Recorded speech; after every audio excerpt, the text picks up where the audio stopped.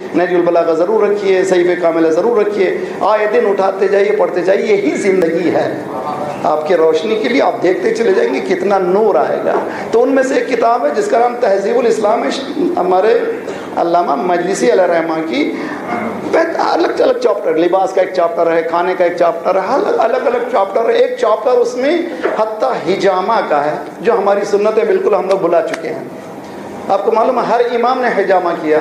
اب ایسے معلوم ہوتا ہے برادران اہل سنت کا ہمارے سے کوئی تعلق ہی نہیں ہے۔ ابھی میں 12 محرم کو میں خود کروایا، جب میں ملیشیا میں تھا وہاں بھی کروایا۔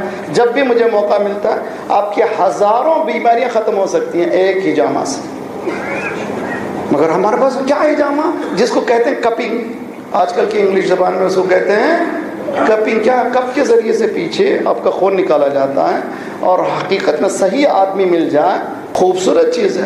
یہ کپنگ سے سبوں بیماریوں کا حل ہے، امام نے پیش کیا، امام نے فرمایا۔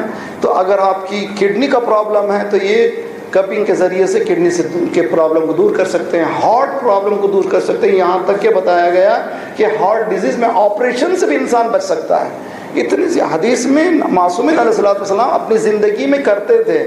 یہ کوشش کریں یہ چیزیں جو سنتی مردہ ہیں ان کو زندہ کریں۔ یہ آج کل کی ہماری زندگی، کھانا بھی زہر ہے اور ہوا جو لے رہے ہیں زہر ہے، سب زہر ہی زہر ہے۔